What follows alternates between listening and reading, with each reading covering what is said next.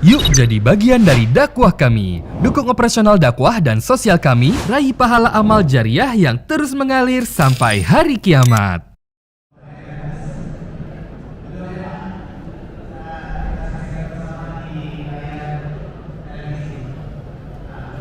Oke masuk.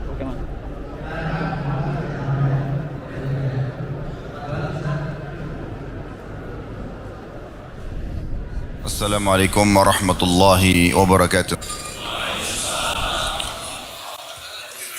Alhamdulillah, kalimat suci, kalimat mulia yang selalu diucapkan oleh orang-orang yang mensucikan dirinya, mengenal Tuhannya Allah.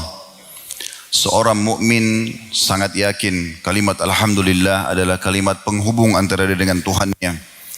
Kalimat yang telah Tuhan Allah Subhanahu wa ta'ala jadikan sebagai kalimat berterima kasih atau syukur, yang dengannya segala nikmat yang kita butuhkan untuk roda kehidupan di muka bumi ini dan disempurnakan dengan puncak nikmat di akhirat nanti surga terkumpul di kalimat Alhamdulillah.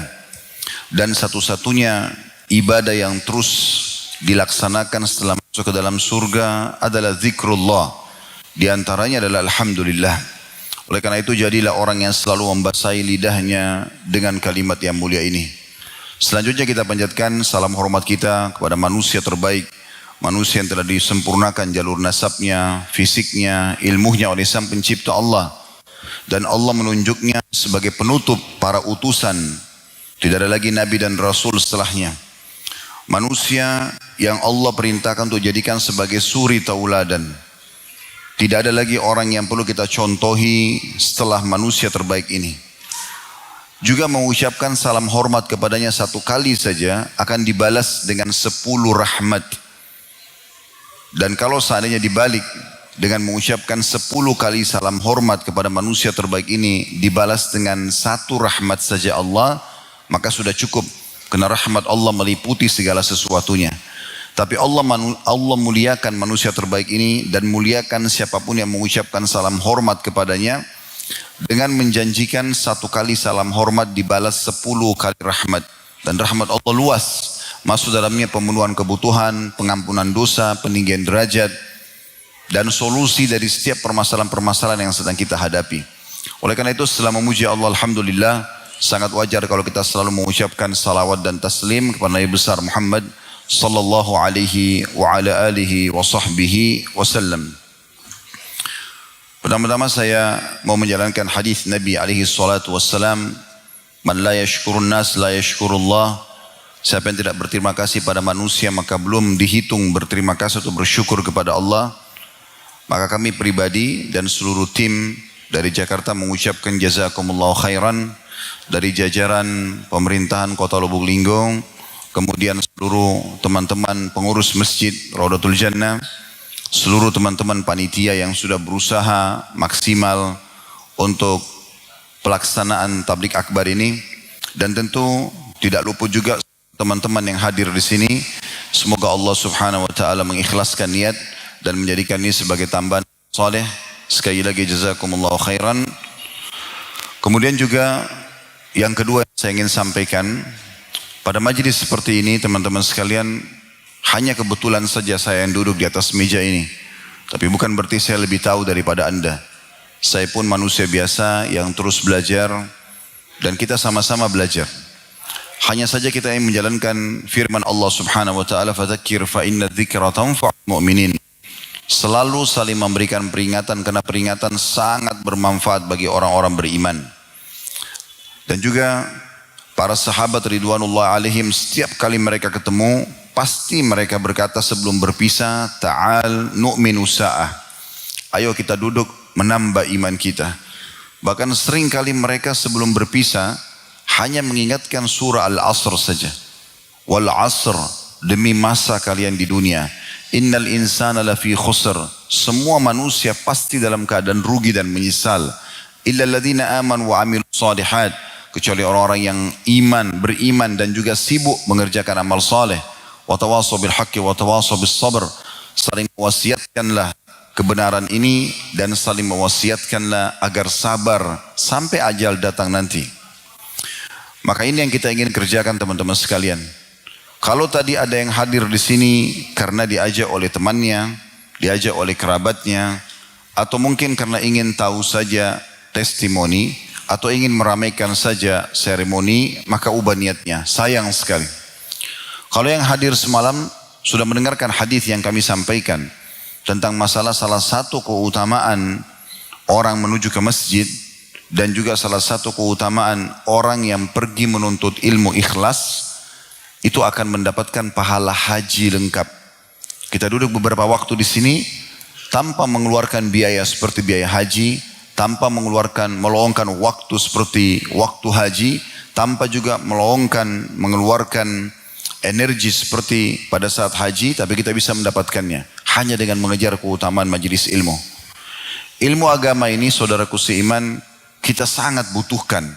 Bahkan lebih kita butuhkan daripada makanan pada saat lapar, minuman pada saat haus, tempat tidur dan tempat istirahat pada saat capek.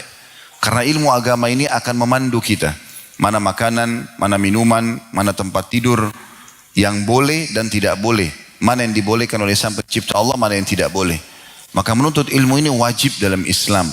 Kita tidak perlu melihat siapa yang menyampaikan, tapi apa yang disampaikan. Kalau disampaikan, qala Allah, qala Rasul, Allah berfirman dalam Al-Quran, Rasulullah SAW bersabda di dalam hadis-hadis beliau, dan juga menyampaikannya sesuai dengan rujukan yang disampaikan dan dijelaskan oleh para generasi yang hidup bersama Nabi SAW, yaitu para sahabat, biasa dikenal dengan kaum salafus salih, maka terima. Tidak perlu melihat penampilannya, tapi isi ilmu, karena kita butuh ilmunya. Itu yang kita ingin sampaikan di pembukaan kita ini, agar menjadi pondasi bahasan dulu.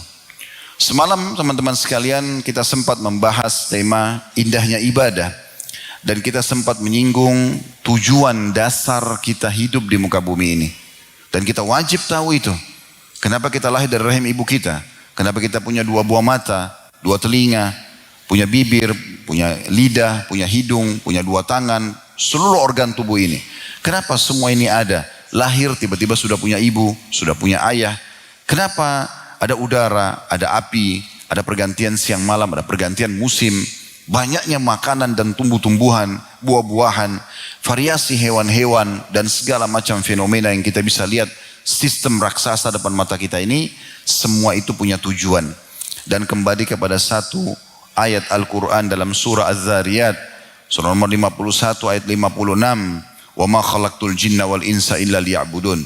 Allah mengatakan sebagai pencipta, aku tidak adakan kalian wahai jin dan manusia. Aku tidak ciptakan kalian di sini dengan semua fasilitas ini kecuali untuk menyembah kepadaku. Jadi tujuan kita ada di sini memang untuk sholat, untuk puasa, untuk tutup aurat, untuk zakat, untuk haji, untuk bakti sama orang tua, jenguk orang sakit, ya, membantu orang-orang susah, dan sekian banyak semalam. Seingat saya lebih dari 20 atau 25 jenis ibadah yang sudah sempat kita sebutkan dengan keutamaan-keutamaannya. Dan pada pagi ini teman-teman sekalian, tema ini satu rangkaian juga dengan nanti malam. Semuanya ini saya coba buat dengan izin Allah Subhanahu wa taala, membuat ini seperti satu rangkaian, ya, satu komponen yang tidak bisa terpisahkan. Pada pagi ini insya Allah kita pindah ke step yang kedua. Kalau semalam kita membahas tentang step pertamanya, tujuan kita hidup supaya kita isi terus menyibukkan diri dengan apa yang Allah perintahkan, menikmati apa yang Allah halalkan, dan menjauhi apa yang Allah larang. Maka sekarang kita pindah ke step setelahnya. Ada prosesi pindah alam yang kita biasa sebut dengan kematian. Ini step kedua. Kita akan pindah nanti ke sebuah alam namanya alam barzah, awal alam akhirat, dan semua orang pasti melaluinya. Sehebat apapun kita menjaga kesehatan kita, sehingga udara asri, makanan dan minuman semuanya yang super sehat, semuanya juga tidak ada bahan kimianya. Kita juga olahraga setiap hari, kita pun selalu senang setiap hari. Tetap kalau ajalnya datang dia akan meninggal, karena mati sebuah pintu untuk menuju kepada kehidupan abadi. Dan selalu Allah ingatkan, walal akhiratu khairu wa abqa. Ingatlah, kehidupan akan menyusul nanti yang akan kalian datangi pasti lebih baik dan lebih kekal, ya. Dan ini konsep dasar seorang muslim. Dan juga kita tahu dalam rukun iman kita yang kelima, itu adalah iman kepada hari kiamat. Wajib kita imani, sebagaimana kita wajib imani rukun yang pertama, iman kepada Allah, wajib mengimani keberadaannya, lalu kemudian kita mengikuti kitab yang diturunkan Al-Quran sebagai syariat atau peraturan, wajib kita mengikuti utusannya Nabi Muhammad SAW dan mengimani semua nabi-nabi sebelumnya. Kemudian kita sibuk dengan itu dalam kehidupan kita sampai ajal datang. Nah, ini poin yang harus diperhatikan. Kemudian kita akan melalui prosesi pindah kepada kematian. Kita wajib iman kepada malaikat-malaikat, kita wajib iman kepada kitab-kitab, pada rasul-rasul, dan juga wajib iman kepada hari kiamat dan takdir baik dan takdir buruk. Nah, iman kepada hari kiamat ini punya satu paket. Paketnya adalah prosesi kematian, dan saya yakin kita semua pernah lihat itu. Bagaimana seseorang tadinya hidup, kemudian dia tergeletak, lalu menghembuskan nafasnya, meninggal dunia. Kalau dia bisa begitu, kita pun satu waktu pasti begitu. Tidak mungkin tidak. Maka ini harus difahami satu paket. Kemudian kita pindah ke alam barzah. Ya, secinta apapun bentuk cinta itu seseorang kepada kita, misalnya orang tua pada anak, anak pada orang tua, sahabat pada sahabatnya, ya, siapa saja.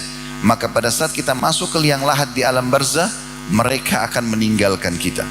Tidak ada lagi seorang istri yang cinta sama suaminya duduk setelah suaminya dikuburkan menginap bersama di kuburan. Tidak ada lagi suami juga menginap karena cinta pada istrinya. Tidak ada lagi orang tua yang cinta benar sama anaknya, walaupun seorang ibu yang terkenal sangat cinta dengan anak, dia akan duduk dan menginap di kuburan bersama anaknya. Pasti mereka pulang.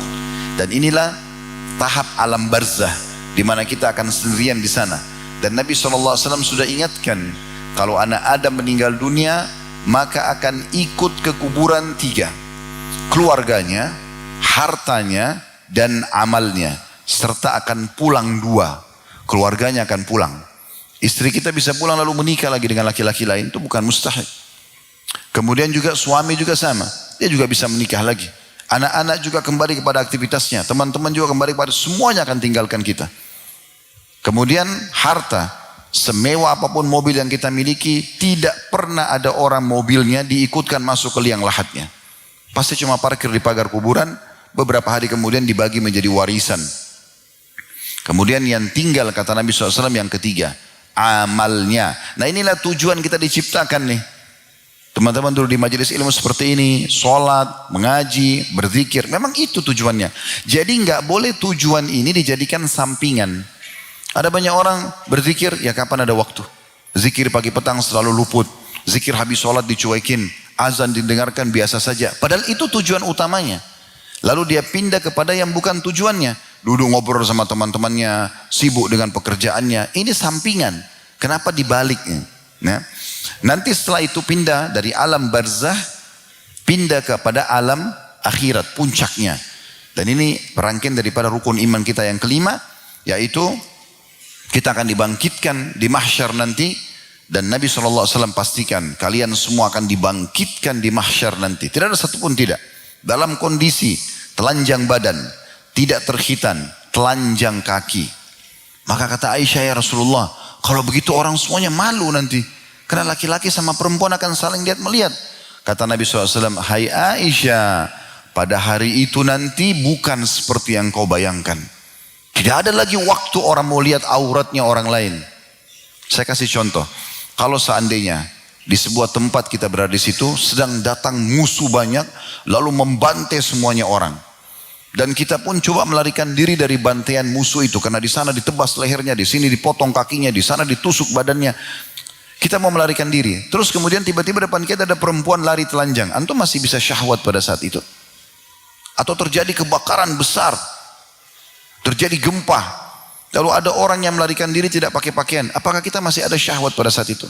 Sudah tidak ada. Begitu kehidupan di akhirat nanti. Dan semua orang akan bertanggung jawab dengan amalnya sendiri. Ingat firman Allah Subhanahu wa taala, "Wa may ya'mal mithqala dzarratin khairan yarah." Siapa yang buat seperti biji sawi dari kebaikan, pasti akan diperlihatkan untuknya dan juga dia akan dapat balasannya. "Wa may ya'mal mithqala dzarratin syarran yarah." Siapa yang buat seperti biji sawi dari kejahatan, pasti akan diperlihatkan dan dihukum. Tidak bisa tidak. Jadi harus hati-hati sekali. Kemudian setelah itu baru ada penentuan surga dan neraka. surga tempat abadi penuh dengan segala kenikmatan dan merupakan target utama seorang muslim. Dan ada neraka, tempat yang paling menyakitkan. Ya. Kata Allah SWT, bi'sal masir, seburuk-buruk tempat. Gitu kan? Dan itu adalah tempat siksaan bagi orang kafir akan abadi. Dan mereka sulit sekali untuk keluar di sana. Orang yang masuk surga nanti, kata Nabi SAW, orang masuk surga tidak akan pernah habis masa mudanya. Dalam riwayat yang lain kata Nabi SAW, kalian akan dibangkitkan nanti, dimasukkan ke dalam surga dalam postur ayah kalian, 60 siku ke langit. Gak ada lagi orang pendek nanti. Semua orang tingginya sama Nabi Adam, sekitar 27,5 meter. Kemudian kalian akan berperawakan seperti Yusuf, tampan semuanya, cantik semuanya. Walaupun kita seperti ini wajahnya, tapi Allah punya cara mengubahnya menjadi pemandangan yang sangat indah. Dan kalian akan berhati seperti Ayub. Ayub alaihissalam orang yang sangat sabar, tenang, tidak pernah emosional. Begitu kondisinya. Bajunya tidak akan rapuh, kata Nabi SAW. Ya. Tidak akan habis masa, tidak akan pernah sakit. Nggak ada beringus, nggak ada meludah, kata Nabi SAW. Dan tidak lagi buang air besar dan buang air kecil. Semua makanan dan minuman yang dikonsumsi oleh ahli surga, yang tidak dibutuhkan oleh tubuhnya, keluar dalam bentuk keringat yang lebih wangi dari bau kasturi. Dan yang luar biasa, kalau di dunia ini teman-teman, kita beli tanah, beli rumah, kepemilikannya sementara. Walaupun sertifikat hak milik di tangan antum. Kapan kita meninggal, jadi hak orang lain. Tapi di surga nanti Allah pastikan dengan selalu mengulangi kata ini setiap kali setelah menyebutkan surga, khalidina fiha, kepemilikan selamanya. Sekali antum milikin istana itu, sekali antum milikin pasangan itu, fasilitas itu, khalidina fiha, kekal selamanya. Ini kebahagiaan yang luar biasa. Begitu juga orang yang masuk neraka. Perhatikan baik-baik kata Nabi SAW, orang yang paling rendah siksanya di neraka, yang paling rendah derajatnya di neraka adalah seseorang yang diberikan 2 sandal dari bara api neraka. Yang pada saat diletakkan di telapak kakinya membuat otaknya mendidih. Itu siksa yang paling ringan. Bagaimana dengan siksa yang paling berat? Ya. Jadi ini rangkaian rukun iman kita, beriman satu paket semuanya.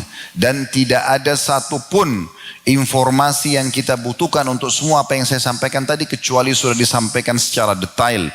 Kata Nabi SAW, tidak ada sesuatu yang kalian butuhkan untuk surga, yang kebutuhan butuh informasi, amal-amal yang kalian harus kerjakan untuk sana, kecuali sudah aku jelaskan.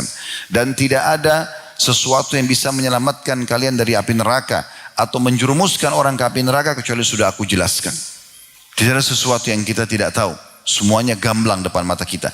Semua nikmat di muka bumi ini, saudaraku seiman, nikmat ya.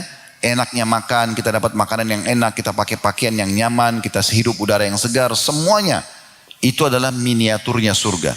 Dan semua siksaan yang ada di sini, gangguan-gangguan yang kita rasa tidak nyaman, adalah miniaturnya neraka. Ini adalah rukun iman kita. Oleh karena itu teman-teman sekalian, pada kesempatan ini kita akan bahas insya-Allah tema kita, kematian yang kunantikan atau kematian yang kudambakan. Saya akan mulai masuk dulu ke step pertama dalam bahasan, kita akan masuk ke step keduanya insya-Allah. Step pertama ini membaca dulu dan merenungi, tadabburi dalil-dalil tentang mati itu pasti akan datang kepada setiap orang di antara kita, supaya kita tidak lalai. Dimulai dari firman Allah Subhanahu wa taala, ayat yang masyhur dalam surah Al-Jum'ah. Di ayat 8-nya Allah SWT berfirman, Kul innal mauta alladhi tafirruna minhu fa innahu mulaqikum thumma turadduna ila alimil ghaibi wasyahadati fayunabbi'ukum bima kuntum ta'malun. Katakan hai Muhammad, sampaikan kepada semua orang yang kamu jangkau untuk sampaikan, beriman atau tidak beriman, bahwasanya kematian yang kalian selalu lari daripadanya pasti akan menemui kalian. Dan setelah itu kalian akan dikembalikan kepada zat yang maha mengetahui hal yang gaib dan juga yang nyata.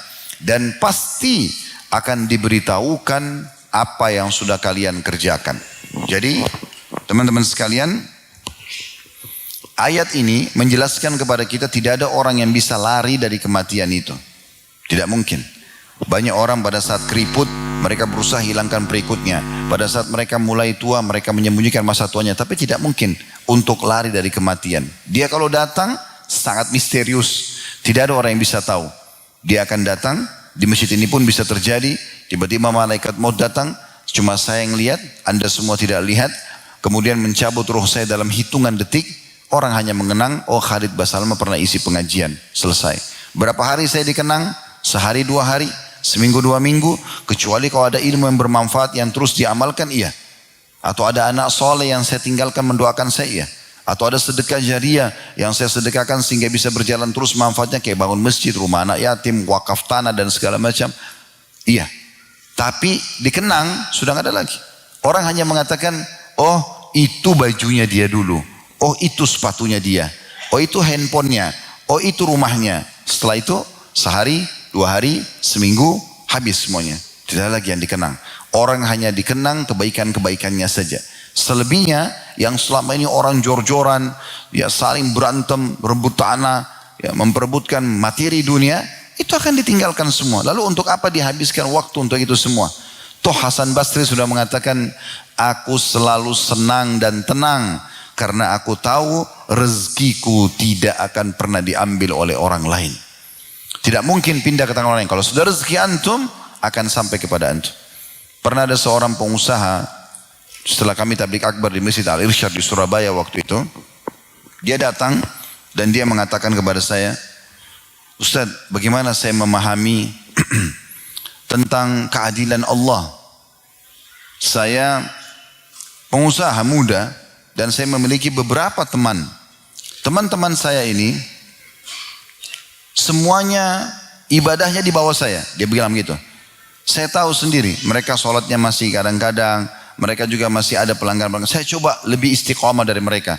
Tapi di saat kami masuk untuk memperebutkan tanda kutip satu proyek, mereka dapat, saya tidak dapat. Bagaimana saya memahami supaya hati saya tenang? Maka jawaban saya sederhana, belum rezeki Anda. Kalau belum rezeki kita, tidak akan sampai kepada kita. Kalau rezeki kita subhanallah akan sampai ke kita. Sering kali kadang bahkan kita duduk kita nggak minta, tapi tiba-tiba ada yang kasih makanan. Rezeki kita harus sampai. Pakaian dikasih, apa saja. Ya. Kemudian teman-teman sekalian, ayat yang kedua menyampaikan kepada kita bahwasanya kita pasti akan meninggal semuanya. Yaitu surah Al-Imran, surah nomor 3 ayat 185. Yang bunyinya, ini subhanallah kalau lagi tidak bermasalah kita dari internet, mungkin kalau semua menyalakan data selulernya maka akan mengganggu live kita. Saya akan minta teman-teman buka aplikasi Al-Quran. Cuman khawatirnya memang mengganggu. Seperti semalam kita tidak bisa maksimal live karena memang banyaknya data seluler yang menyala dan mengganggu sinyal ya. Tapi di sini antum bisa dengarkan, kalau yang menulis silakan surah Al-Imran 185. Kullu nafsin zaikatul maut wa innama tuwaffawna ujurakum yawmal qiyamah faman zuhziha 'anil nari wa udkhilal jannata faqad faz wa mal hayatud dunya illa mata'ul gurur. Kata Allah SWT, semua yang bernyawa pasti mati. Pasti mati. Dan pasti kalian akan diberikan balasan dari perbuatan kalian nanti di hari kiamat. Berbuat ketaatan dan kebaikan akan terima, berbuat keburukan akan dihukum. Maka pada saat itu nanti di hari kiamat, siapa yang diselamatkan dari api neraka dan masuk ke dalam surga, sungguh dia telah mendapatkan kemenangan yang besar. Dan ketahuilah, kehidupan dunia itu hanya kehidupan yang memperdaya saja. Karena akan dilalui. Kemudian juga yang ketiga, surah An-Nisa, surah nomor 4 ayat 78. Allah juga mengingatkan, Aynama takunu yudrikkumul mautu walau kuntum fi burujim musyayyadah. Yang artinya, kalian dimanapun berada, sembunyi dimanapun, tetap kematian akan datang kepada kalian walaupun kalian berada di sebuah building, bangunan yang kokoh. Malaikat maut bisa datang menembus semua benteng-benteng, ya, dinding-dinding yang kuat, pengawal-pengawal yang berotot, semua akan dilewati. Tidak ada yang bisa menahan itu. Nabi Sulaiman alaihissalam disegani sekali oleh orang-orang di sekitarnya, terutama para prajurit dari jin, dari manusia, dari hewan-hewan, segan sekali sama beliau. Karena itu Allah suruh begitu. Maka diberikan kerajaan tidak lain untuk orang sebelum sudahnya. Tapi apa yang terjadi? Allah ingin menjelaskan pada para pengikutnya kalau Sulaiman pun mati. Maka Allah buat Nabi Sulaiman dicabut ruhnya sementara beliau duduk di singgasananya. Dan tidak ada yang tahu. Karena dalam kondisi duduk berhari-hari tetap matanya terbuka, tetap dalam kondisi duduk pegang tongkatnya. Ketahuannya kapan? Pada saat tongkatnya dimakan oleh rayap. Allah datangkan rayap memakan tongkatnya. Begitu tongkatnya lepas baru Sulaiman AS jatuh. Maka pada saat itu pun akhirnya mereka menyadari terutama dari kalangan jin kalau ternyata tidak ada yang bisa luput dari kematian itu. Begitu juga Nabi Muhammad SAW, beliau manusia terbaik, tetap juga beliau wafat. Dan akhirnya beliau mengucapkan kalimat terakhirnya, Barir Rafiqul A'la. Saya memilih untuk bertemu dengan Tuhanku. Lalu Nabi SAW meninggal. Hampir seluruh sahabat tidak bisa menerima kematian beliau. Tidak menyangka kalau Nabi mati. Umar bin Khattab yang terkenal dengan imannya baja, menghenuskan pedang sambil mengatakan, siapa yang mengatakan Nabi meninggal saya akan tebas lehernya. Saking paniknya. Tidak ada yang tenang pada saat itu kecuali Abu Bakar radhiyallahu anhu. Abu Bakar datang kemudian menepuk pundak Umar lalu menyuruhnya tenang. Umar mengatakan, pada saat saya lihat Abu Bakar saya mulai tenang. Lalu Abu Bakar menyuruh duduk semua. Setelah Abu Bakar masuk ke rumah Nabi SAW, melihat Nabi sudah meninggal. Lalu Abu Bakar mengecup keningnya Nabi SAW, menutup wajah beliau dengan kain kafannya. Kemudian beliau mengatakan, ya Rasulullah, Anda sudah lepas dari penatnya dunia ini. Dan Anda menuju kepada janji Tuhan Anda yang sebenarnya. Lalu dia tenangkan para sahabat, dia mengatakan, Man kana ya'budu Muhammadan fa inna Muhammadan qad mat. Wa man kana ya'budullah fa inna Allah hayyun la yamut. Siapa yang menyembah Muhammad, ketahuilah Muhammad telah wafat. Tapi siapa yang menyembah Allah, Allah itu zat yang maha hidup dan terus mengurus hamba-hambanya. Nabi Musa alaihissalam pernah kedatangan malaikat maut, tapi dalam wujud manusia. Para nabi-nabi sering didatangi oleh para malaikat, kadang-kadang dalam wujud manusia atau wujud malaikat langsung. Nabi Musa alaihissalam tidak tahu. Lalu kemudian dalam hadis Bukhari dikatakan, malaikat maut ditanya oleh Nabi Musa, siapa kamu, kenapa kamu datang? Dia bilang, saya datang untuk mencabut ruhmu. Maka Nabi Musa alaihissalam pikir ini bercanda. Dia sempat menampar bagian wajah, bahkan dalam hadis dikatakan mencongkel matanya, dia tidak tahu. Pikir ini orang penjahat mungkin. Terus kemudian malaikat maut dalam hadis ini kata Nabi SAW kembali kepada Allah mengatakan, ya Allah, engkau mengutusku kepada hambamu yang tidak ingin meninggal. Maka diperintahkan lagi Allah SWT, kembalilah ke sana dan tanyakan kepada dia, apa dia ingin dipanjangkan umurnya. Lalu datang wahyu menyampaikan kepada Nabi Musa kalau itu adalah malaikat maut. Nabi Musa pun akhirnya meminta maaf dan akhirnya berdialog, berbicara. Ya, dia mengatakan, apakah masih bisa umurku dipanjang? Allah berfirman kepadamu, apakah kau mau dipanjangkan umurmu? Dia bilang iya. Lalu kata Nabi SAW, Allah menyuruh Nabi Musa untuk melewatkan telapak tangannya di badan seekor sapi. Berapa helai bulu yang tersentuh begitulah umurnya. Bisa ribuan nih. Satu kali sentuh gitu banyak sekali bulu sapi kan. Bisa banyak. Maka setelah itu Allah ilhamkan lagi kepada Nabi Musa AS. Nabi Musa bertanya lagi. Ya Allah, kalau seandainya saya telah dipanjangkan umur saya sejumlah bulu sapi itu, apakah setelah itu saya akan mati juga? Maka malaikat Allah mengatakan, tadi surah Al-Imran ini, kullu nafsin zaikatul maut. Semua jiwa pasti akan mati. Maka Nabi Musa mengatakan, kalau gitu matikan saja saya sekarang. Jadi kalau orang-orang mulia seperti ini saja meninggal, apalagi kita. Jadi dimanapun kita sembunyi pasti akan meninggal. Itu dalil yang ketiga. Yang keempat, dalam surah Ar-Rahman, surah nomor 55 ayat 26 sampai 27. Kullu man 'alaiha fan. Semua yang ada di alam semesta ini, semua yang ada di bumi ini pasti fan, wafat, binasa. Wa yabqa wajhu rabbika dzul jalali wal ikram. Dan yang hanya tersisa adalah wajah Tuhanmu yang maha mulia dan maha tinggi.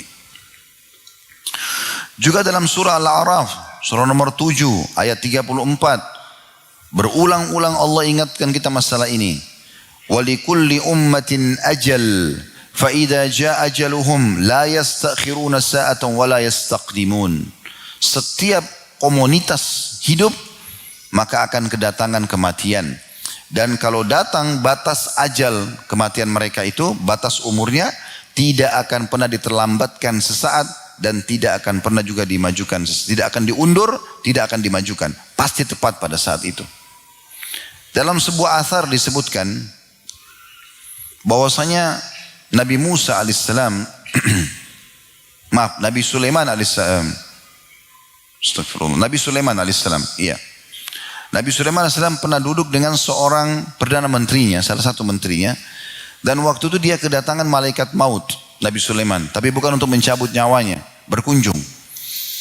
Dan saya sudah bilang tadi, para nabi-nabi bertemu dengan para malaikat.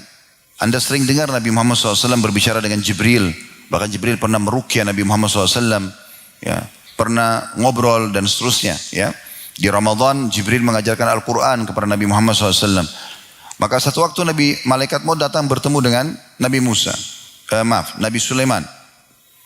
Lalu kemudian Perdana Menteri yang ada di sebelah Nabi Sulaiman ini ditatap terus oleh malaikat maut ini. Tapi dia tidak tahu kalau itu malaikat maut karena dalam wujud manusia.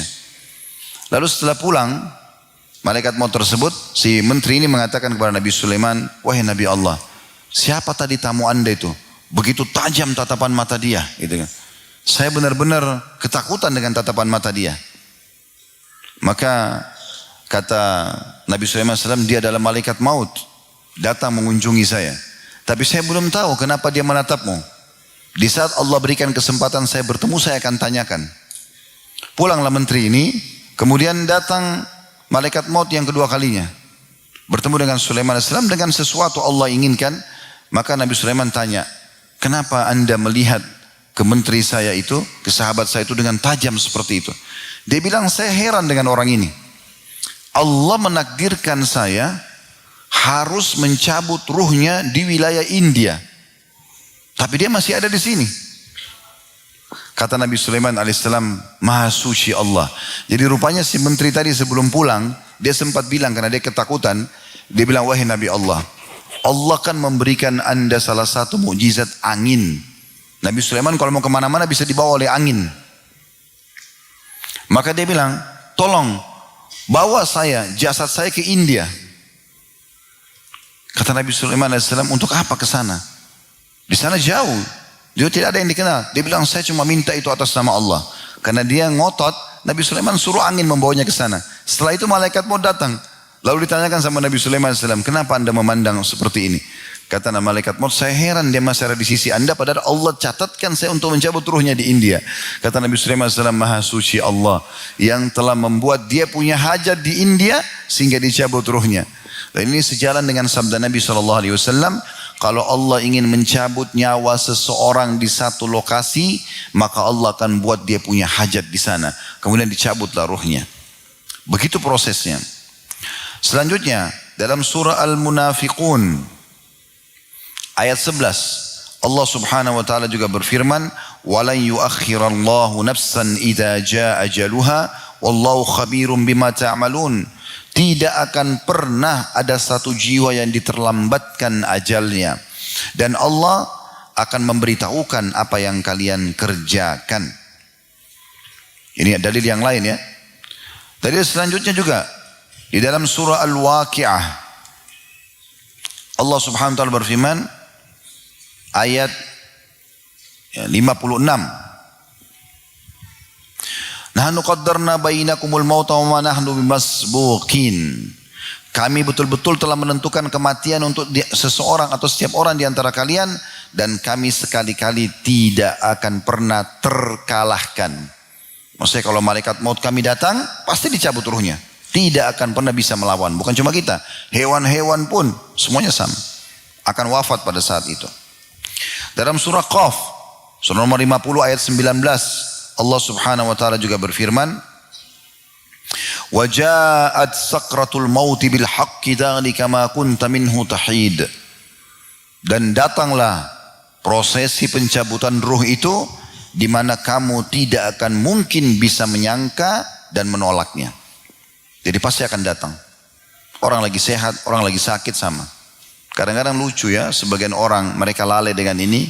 Mereka anggap nanti kalau tabrakan, nanti kalau masuk ruangan ICU baru meninggal. Ini pemahaman yang fatal, keliru. Saya mau tanya teman-teman sekalian, mana lebih banyak? Orang yang dirawat di rumah sakit atau orang yang lulah lalang di depan rumah sakit? Mana lebih banyak? Yang dua lalang. Berarti lebih banyak orang mati dalam kondisi sehat, tidak harus sakit. Jangan karena kita masih sehat lalu kita mengatakan, oh saya masih sehat, belum sakit. Beberapa detik ke depan Anda bisa tiba-tiba sakit. Bisa tiba-tiba keseleo, bisa ditabrak orang, bisa segala macam kalau ajal datang. Jadi hati-hati, jangan lalai. Kemudian juga Allah SWT juga berfirman, tambahannya lagi. Dalam surah Al-Waqiah, surah nomor 56, ini ayat yang berbeda. Kalau tadi di ayat 60-an atau 50-an ya, 56 sampai 57. Kalau ini adalah ayat 83 sampai 87. Allah SWT berfirman, فَلَوْلَا إِذَا بَلَغَتِ الْحُلْقُومِ وَأَنْتُمْ حِينَئِذٍ تَنْظُرُونَ وَنَحْنُ أَقْرَبُ إِلَيْهِ مِنْكُمْ وَلَكِنْ لَا تُبْصِرُونَ فَلَوْلَا إِنْ كُنْتُمْ غَيْرَ مَدِينِينَ تَرْجِعُونَهَا إِنْ كُنْتُمْ صَادِقِينَ. Artinya, pada saat nanti ruh sudah sampai ke kerongkongan, sudah ditarik oleh malaikat, ya. Dan anda atau kamu pada saat itu melihat depan mata kepala, lihat malaikat maut itu nyata, ruhmu dicabut. Dan kami pada saat itu lebih dekat kepada diri kalian, ya. Tapi kalian tidak bisa melihatnya. Kalau kalian tidak percaya ini semua, coba tolak kematian atau kembalikan nyawa yang sudah dikeluarkan. Kalau ada di antara kita, insya Allah tidak ada di sini, tapi tidak yakin dengan kematian itu, coba kalau ada orang yang melalui prosesi kematian dari kerabat kita, dari orang-orang dekat-dekat kita, coba tolak kematian itu. Bantu dia supaya dia tidak mati. Coba tanya teman-teman kita dokter yang sudah sering menghadapi misalnya ada orang kematian di rumah sakit. Ada nggak di antara dokter yang bisa menolak kematian orang pada saat datang? Tidak mungkin. Kalau dia pingsan, dia sakit parah, kemudian dia sembuh, Allah yang memberikan itu. Dokter cuma bisa menuliskan resep semoga lekas sembuh. Coba ikhtiar, tapi bukan di tangan dia. Tidak ada yang bisa menolak kematian itu. Maka Allah mengatakan, coba kembalikan ruhnya orang yang sudah meninggal itu. Kalau kalian tidak percaya, artinya pasti akan datang kematian itu seperti kita semuanya. Kemudian juga Allah Subhanahu Wa Taala menggambarkan para nabi-nabi, bahwasanya mereka pun mati. Sebagaimana tadi kami jelaskan, tapi Allah jelaskan dalam surah Al-Anbiya. Dimulai dari ayat 34 sampai 35. Surah nomor 21. Wa ma ja'alna li basyarin min qablikal khuld afa in mitta fahumul khalidun. Hai Muhammad, kami tidak pernah jadikan satu orang pun sebelum kamu kekal. Apakah kalau kau mati maka mereka bisa dikekalkan? Kullu nafsin za'iqatul maut. Pastikan semua yang bernyawa pasti akan mati. Wa nabluukum bisyarri wal khairi fitnatan wa ilaina turja'un. Kami uji kalian dengan kebaikan dan kejahatan. Kalau kalian ikuti, kerjakan kebenaran, kebaikan, kalian dapat pahala. Kalian kerjakan keburukan, kalian akan dihukum. Dan kalian pasti akan dikembalikan kepada kami. Ini adalah dalil teman-teman dari Al-Quran. Dan kalau kita mau korek, banyak sekali ayat Al-Quran tentang masalah ini. Tapi ini sebagiannya. Allah berfirman kepada saya dan teman-teman sekalian di pagi ini, mengingatkan kepada kita karena Allah lah yang menghidupkan kita dan memberikan kita kesempatan untuk saya menyampaikan, Anda juga mendengarkan, untuk mengingat kembali tentang adanya kematian itu. Kita dengarkan dari hadis Nabi SAW. Ibnu Umar meriwayatkan bahwasanya beliau mengatakan, kuntu ma'a Rasulillahi SAW. Satu hari saya pernah bersama dengan Rasulullah SAW. Faja'ahu rajulun minal ansar fasallama ala Nabi SAW. Maka tiba-tiba datanglah seseorang laki-laki dari Ansar dan mengucapkan salam kepada Nabi SAW. Thumma qal, lalu orang itu berkata, ayyul mu'minina afdal. Ya Rasulullah, orang mukmin yang paling afdal itu siapa? Yang paling banyak pahalanya. Qala ahsanuhum khuluqa. Nabi SAW mengatakan yang paling baik akhlaknya, yang paling santun, yang paling dermawan, yang paling sopan, yang paling pemaaf, itu yang paling banyak pahalanya. Qal, maka orang ini bertanya lagi, fa ayyul mu'minina akyas. Kalau begitu siapa orang mukmin yang paling cerdas? Kita bisa nilai orang ini cerdas tidak dari sini. Maka kata Nabi SAW, qala aktsaruhum lil mauti dzikra wa ahsanuhum lima ba'dahu isti'dada ulaikal akyas. Orang mukmin yang paling cerdas adalah orang yang paling banyak mengingat kematian di antara mereka. dan selalu memperindah dan memperbanyak persiapan untuk menghadapi kematian itu. Mereka lah orang-orang yang cerdas. Hadis ini diriwayatkan oleh Ibnu Majah dan dihasankan oleh Syekh Albani. Jadi kalau ada teman-teman Anda, kerabat Anda, selalu yang dia fikirkan masalah kematian, dia khawatir kalau dia mati nanti dihisab sama Allah, dia sibuk dengan amal soleh, ini orang yang paling cerdas. Jangan dianggap ini orang bodoh. Oh, ini orang terlalu alim, masih muda, terlalu berlebihan, segala macam. Tujuan hidupnya memang untuk itu. Dan dia ingin menyelamatkan dirinya. Ya. Seorang salaf dulu ibadah semalam suntuk dengan sholat malam, selalu tiap hari ibadah. Lalu ada seorang temannya yang mengatakan, sebenarnya surga bisa didapatkan dengan lebih mudah daripada apa yang kau kerjakan. Kenapa kau begitu memaksakan diri? Dia bilang, siapa yang jamin buat saya? Saya berbuat begini supaya saya selamat di akhirat. Apa kau bisa menjamin buat saya kalau saya nanti akan selamat dengan sedikit amal? Maka temannya terdiam. Dan begitu mereka memikirkannya. Para ulama salaf dulu, mereka selalu bermuhasabah. Rabi' ibn Hutsaim rahimahullah, seorang ulama tabi'in, itu sampai menggali liang lahat di belakang rumahnya. Dia gali liang lahat sendiri. Tiap malam dia masuk di situ. Tiap malam. Masuk, kemudian dia baca firman Allah subhanahu wa ta'ala, Qala rabbirji'un la'alli amalu salihan fima tarak, dalam surah Al-Mu'minun surah nomor 23 ayat 95 kalau saya tidak sampai 96. Orang-orang nanti kafir pada saat meninggal mereka mengatakan, wahai Tuhanku, kembalikan aku, jangan dimatikan dulu. Siapa tahu aku bisa mengerjakan amal saleh yang pernah aku tinggalkan. Kalau Allah bilang kalla innaha kalimatun huwa qailuha, itu omongan kosong yang mereka ucapkan, tidak akan mungkin terjadi orang dikembalikan lagi. Jadi harus hati-hati sekali. Kita harus pikirkan memang masalah kematian. Nabi SAW juga mengingatkan dalam sabda yang lain diriwayatkan An-Nasa'i, Tirmidzi dan Ibnu Majah, aktsiru dzikra hadhimil ladzat, banyak-banyak mengingat sesuatu yang memutuskan kelezatan-kelezatan dunia ini. Maksudnya kematian. Juga dalam sabda yang lain, beliau mengatakan aktsiru dzikra hadhimil ladzat fa innahu ma dzakarahu ahadun fi dhiqin minal 'aishi illa wassa'ahu. Perbanyak ingat kematian, karena kalau orang ingat di saat dia lagi sempit, lagi ada masalah di dunia ini, kecuali akan melapangkan hidupnya. Wala fi sa'atin illa dhayyaqahu 'alaihi. Dan tidak ada orang yang mengingat pada saat dia lagi melimpah nikmat kecuali dia akan berhati-hati. Diriwayatkan oleh Ibnu Hibban dan disahihkan oleh mereka. Kemudian Ad-Daqqaq berkata, man aktsara dzikral mauti ukrima bi thalath. Siapa yang banyak mengingat mati, dia akan dikaruniai 3 hal. Sekarang kita pindah ke perkataan salaf. Kalau tadi ayat Al-Quran sudah, hadis sudah, sekarang kita pindah ke perkataan salaf. Bagaimana mereka memahami masalah ini? Dia mengatakan, man aktsara dzikral mauti ukrima bi thalath. Siapa yang banyak mengingat mati pasti dikaruniai 3 hal. Yang pertama, ta'jilut taubah. Pasti dia akan segera bertaubat. Orang kalau tahu dirinya mau mati dan dia sadar, maka dia segera bertobat dari dosa-dosanya.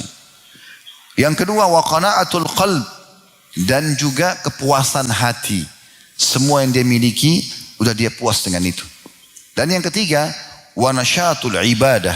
Dia pasti akan sangat semangat dalam ibadah karena dia tahu dia akan mati. Wa man nusiyal maut, dan siapa yang terlupakan kematian darinya, ujila bi thalath, maka dia pun akan merasakan atau mendapatkan 3 hal. Disegerakan padanya 3 hal. Taswifut taubah, menunda-nunda taubat. Tidak mau taubat, selalu dalam kemaksiatan, selalu dalam kelalaian. Yang kedua, talqur ridha bil kafaf, tidak pernah mau menerima pemberian Allah, selalu berkeluh kesah dengan jabatannya, dengan rezeki yang diberikan, istrinya, suaminya, selalu kurang. Itu karena tidak tahu kalau dia mau mati, tidak sadar. Dan yang ketiga, wattakasul fil ibadah, maka dia akan sangat malas dalam beribadah. Jadi kalau teman-teman bilang, Ustaz, bagaimana caranya supaya saya rajin sholat malam? Bagaimana caranya supaya saya rajin selalu mau ibadah kepada Allah dan saya tinggalkan maksiat? Sederhana, ingat kematian. Dan Nabi SAW mengajarkan kepada kita salah satunya untuk ingat kematian yang paling kuat pengaruhnya, ziarah kubur. Kata Nabi SAW, kuntu nahaitukum an ziyarat kubur fazruha fa inna tudzakkirul akhirah. Dulu di Mekah, di fase Mekah saya larang kalian ziarah kubur. Karena di Mekah dulu masih sedikit kuburan umat Islam, banyak kuburan orang non-muslim. Tapi sekarang setelah beliau hijrah ke Madinah ada kuburan muslimin, ziarahilah. Karena dia akan mengingatkan kematian. Nabi Muhammad SAW sering mengulang-ulangi ziarah kubur, berulang-ulang. Hampir dalam satu pekan berulang kali menziarahi ziarah kuburan Baqi, mengucapkan salam pada mereka, mendoakan mereka, kemudian beliau mengingat masalah kematian. Dan sering kali kalau beliau lewat bersama dengan para sahabat di kuburan, pasti beliau ingatkan apa yang beliau bisa ingatkan. Banyak riwayat, diantaranya pernah beliau lewat di satu kuburan bersama para sahabat, terdengar suara ribut sekali.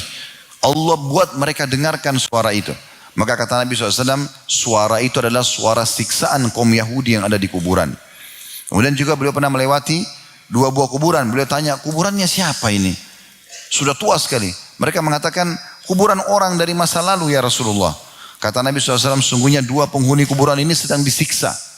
Yang satu karena tidak cebok pada saat kencing, yang satu suka menyebarkan adu domba. Nabi SAW sampaikan informasi yang sedang terjadi. Beliau juga pernah menyampaikan pada saat jasadnya Abu Jahal, ya, Umayyah bin Khalaf, Syaibah, Walid, dan tokoh-tokoh Quraisy yang lain di Badar dikumpulkan di satu sumur. Nabi SAW bilang, wahai fulan, dipanggil satu-satu namanya, 70 orang. Disebutkan semua nama-namanya. Lalu Nabi SAW mengatakan, dan sahabat dengar, apakah kalian sudah mendapatkan apa yang Allah ancamkan kepada kalian? Sungguh aku telah mendapatkan apa yang Tuhanku janjikan kepadaku. Maksudnya dengan beriman dan beramal saleh aku diberikan kemenangan. Aku nikmat dalam beribadah. Di dunia aku dapatin, di akhirat aku dapat. Lalu kata Umar, ya Rasulullah, mereka sudah mati, jadi jenazah, bangkai. Bagaimana mereka bisa dengar Anda? Kata Nabi SAW, wahai Umar, ini mujizat untuk Nabi saja. Kata Nabi SAW, demi zat yang jiwaku dalam genggamannya, maksud demi Allah, sungguh mereka lebih mendengar suaraku daripada kau dengar suaraku. Tapi mereka tidak bisa menjawab lagi. Begitu kondisinya, Nabi selalu gambarkan, ini loh ada kehidupannya mereka ini.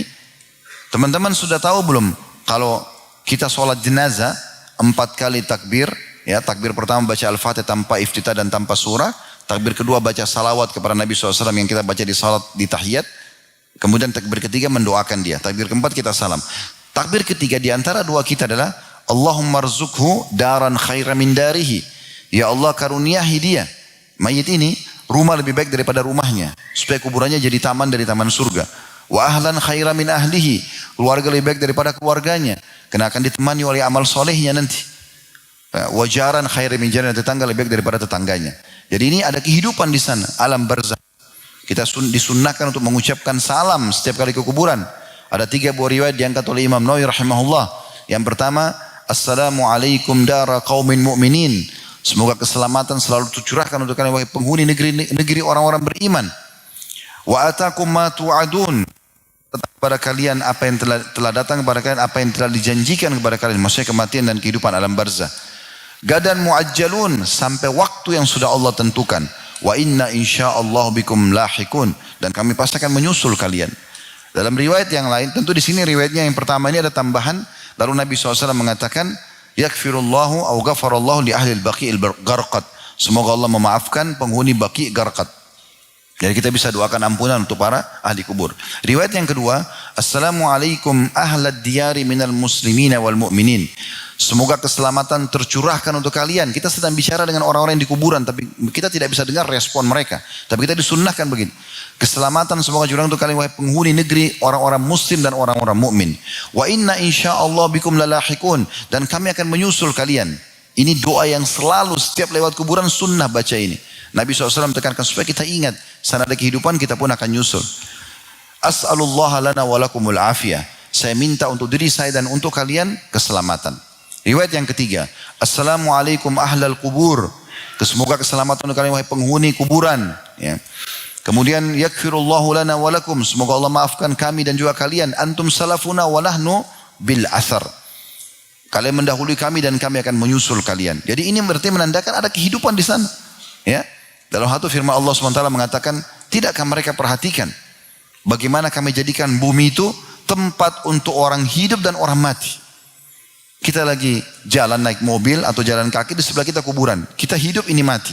Allah jadikan sebagai tanda-tanda kebesarannya. Supaya sadar, ini semua akan kita lalui. Jadi ziarah kubur itu besar sekali manfaatnya.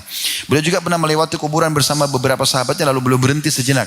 Beliau mengatakan, ketahuilah bahwasanya penghuni kuburan ini sekarang, lebih dia cintai 2 rakaat sunnah yang kalian kerjakan daripada dunia dan seluruh isinya. Maksudnya kalau dia diberikan kesempatan hidup, dia tidak akan lagi mau mengejar dunia. Tapi yang dia kerjakan, yang dia lakukan adalah dia akan mengerjakan sholat 2 rakaat baru dia mati lagi. Saking butuhnya dengan amal saleh itu. Kemudian Ali radhiyallahu anhu teman-teman mengingatkan kepada kita. Ya. Beliau mengatakan irtahalatid dunya mudbirah. Sadarilah dunia ini sudah akan meninggalkan kita. Miliaran manusia sebelum kita hidup teman-teman sekalian. Dunia ini sudah sangat tua. Akan meninggalkan kita juga. Dia juga akan hancur. Wartahalatil akhiratu muqbilah. Dan ketahuilah akhirat sudah makin mendekat. Setiap hari kita buka mata kita seperti ini, kita makin dekat dengan liang lahat kita.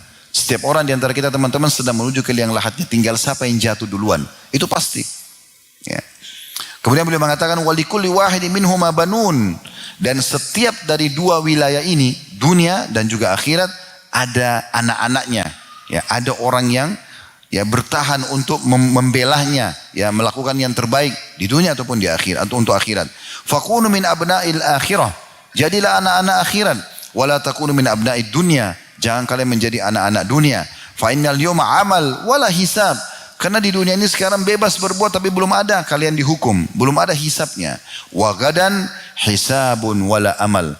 Tapi nanti di akhirat akan ada hisab tapi tidak bisa lagi beramal. Hadis riwayat Bukhari Muslim. Nabi SAW teriak-teriak kepada para sahabatnya, wahai yang punya masalah dengan saudaranya, selesaikan sekarang di dunia. Sebelum datang hari nanti, akhirat. Tidak ada lagi manfaatnya dirham dan dinar. Gak ada lagi manfaatnya rupiah, euro, real, gak bisa. Negosiasi dengan balas tanah, ucapan maaf, kasih building, gak ada manfaatnya. Kata para sahabatnya Rasulullah, lalu apa nanti di sana? Kata Nabi SAW, amalmu atau dosanya dia. Kalau kau jahatin orang, amalmu akan dibagi-bagi. Kita yang sholat dia yang nikmati, kita yang puasa dia yang nikmati, kita haji dia yang nikmati. Karena sibuk gosipin orang, fitnah orang dan seterusnya. Kalau tidak cukup, dosa mereka. Mereka yang zina, mereka yang riba, kita yang dihukum. Maka hati-hati. Saya selalu nasihati diri saya dan saya jadikan pegangan hidup teman-teman. Saya juga berikan kepada anda semuanya nasihat ini. Menujulah kepada kematian dan ke akhirat dengan membawa 2 hal. Bawalah amal soleh, sibuk dari amal soleh ke amal soleh yang lain. Dan teman yang soleh. Sahabat yang soleh. Karena dia bisa berikan syafaatnya. Kalau seseorang mukmin nanti ditimbang amalnya dan dia lolos pada hari kiamat. Maka Allah berikan dia kesempatan memberikan pertolongan pada orang lain. Ada orang saking banyaknya pahalanya dan sedikitnya dosanya. Kata Nabi SAW, dia bisa memberikan syafaat kepada seperti suku Mudar. Suku Mudar ini suku besar dari Arab. Sekarang mungkin jutaan jumlahnya. Ya, anggota suku itu. Tapi ada orang nanti hari kiamat bisa memberikan syafaat sebanyak itu. Teman-teman soleh manfaatnya besar. Dalam sebuah riwayat yang sahih disebutkan, ada orang nanti dari neraka dikeluarkan. Muslim tapi banyak dosanya dikeluarkan dari neraka. Orang-orang neraka mengatakan, kenapa dia dikeluarkan? Apakah ada amalnya menolongnya? Mereka saling bisik-membisik. Lalu malaikat mengatakan tidak ada. Tapi yang mengeluarkan dia syafaat sahabatnya, temannya. Ada orang soleh yang pernah dia kemudian meminta kepada Allah agar mengeluarkan dia. Jadi ini luar biasa. Faedah yang luar biasa. Dan jangan menuju ke akhirat membawa 2 hal. Jangan bawa dosa dan jangan bawa musuh. Jangan selalu sibuk dosa. Sampai kapan antum mau buat dosa ini? Sampai kapan terus dengan dosa-dosa? Alhamdulillah kalau kita ikuti dengan taubat dan istighfar. Tapi sampai kapan daripada itu? Baik kita sibuk dengan amal saleh, gitu kan? Dan juga jangan bawa musuh. Tiap hari bangun cuma tahu cari berita, gosipin orang, kekurangannya orang, aibnya orang, ya, menipu orang dan seterusnya. Makanya jadi masalah ini, ya. Kemudian selanjutnya Nabi SAW menyebutkan dalam sebuah hadis diriwayatkan oleh Hakim, Tirmidzi dan juga Imam Ahmad, "Idza aradallahu bi'abdin khairan ista'malahu." Kalau Allah ingin kebaikan kepada seorang hamba, Allah akan menggunakannya, ya, menggunakan hamba tersebut. Maka qalu, para sahabat mengatakan, kaifa yasta'miluhu? Bagaimana Allah menggunakan hamba itu? Qala sallallahu alaihi wasallam, yuwaffiquhu li'amalin salih qabla mautih. Allah akan berikan dia taufik untuk beramal saleh, ya, sebelum dia wafat. Teman-teman sekalian, sehebat apapun anda menyembunyikan kejahatan anda, sehebat apapun, ya, ingat, mengatur tipu daya, sehebat apapun, Allah jauh lebih hebat. Allah mengatakan innahum yakiduna kaida wa akidu kaida. Mereka coba mengatur tipu daya, aku juga mengatur tipu daya. Dan Allah mengatakan inna kaidi matin. Sesungguhnya tipu dayaku sangat kokoh. Sehebat apapun Anda mengemas, Anda seakan-akan orang saleh atau salehah, tapi Anda bohong, Allah akan bongkar nanti itu di akhir hidup kita. Allah akan bongkar di akhir hidup kita. Ya, kata Nabi SAW dalam sebuah riwayat, kalau seseorang terbiasa dengan sebuah amal, maka Allah akan tutup dia dengan amal itu. Pasti dia biasa mabuk tapi dia sembunyi. Nanti di akhir hidupnya Allah akan buka. Allah akan bongkar itu, dia sambil mabuk sambil meninggal pada saat meninggal. Begitu.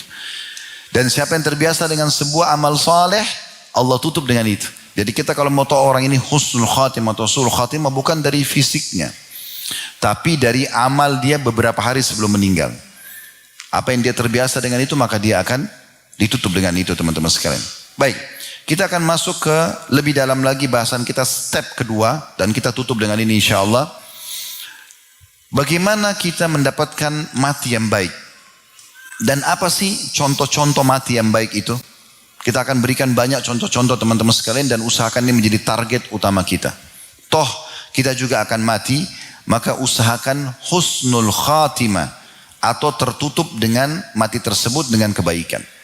Maka ini penting untuk digarisbawahi, dan itu ada di penentuannya di tangan kita masing-masing. Penentuan untuk kita husnul khatimah atau su'ul khatimah, baik mati atau buruk matinya, ada di tangan kita. Kita sendiri yang menentukan. Ingat, setiap ibadah ada kenikmatan, jangan sia-siakan itu, selalu kerjakan. Dan setiap dosa punya kenikmatan, tinggalkan walaupun ada kenikmatannya, karena dua ini tidak bisa ketemu. Kalau kita pertemukan antara nikmat ibadah dengan maksiat, tidak bisa ketemu, tidak akan nikmat kedua-duanya. 1 menit saya jelaskan ini. Kalau saya ibaratkan dengan dua timbangan, ini amal soleh, ini dosa. Kalau antum masih sholat iya, tapi masih berbohong, atau masih berbuat riba atau apa saja, maka berimbang antara amal soleh kita dengan dosa kita. Tidak ada kenikmatannya ibadah ini, terganggu ya. Sholat tidak bisa khusyuk, baca Quran juga tidak tenang, karena masih ada pintu dosanya. Kapan nikmat ibadah itu terasakan? Kalau kita tutup ini, kerannya tutup pintu dosa. Kita masing-masing tahu dosa apa yang kita kerjakan. Coba berhenti dari situ. Terus kerjakan ibadah biasa saja. Sholat 5 waktu, sholat qobliyahnya, sholat duha, zikir semampunya. Ini akan naik nanti. Kalau makin naik, makin tebal iman itu. Tapi ini harus ditutup. Kalau ini dibiarkan terbuka, apalagi ininya sedikit rendah, ini lebih tinggi, maka tambah lebih tidak khusyuk lagi dalam ibadah. Tambah malas ibadah. Apalagi kalau dia tinggalkan ibadah sama sekali, ini justru yang dia kunci. Maka hatinya bisa jadi keras. Allah menggambarkan bisa lebih keras daripada batu. Terjadi gempa bumi, dia lagi jalan satu kendaraan sama temannya ditabrak-tabrakan, mati depan mata dia, pecah kepalanya, tidak tersentuh juga. Padahal sebenarnya Allah sedang selamatkan dia untuk jadi pelajaran, tapi dia tidak ambil pelajaran, itu karena hatinya keras. Orang kalau sudah nikmati ibadah, nikmat maksiatnya hilang. Kalau antum misalnya, saya mau komitmen mulai sekarang azan ke masjid, sholat, kejar, baca keutamaannya sholat itu.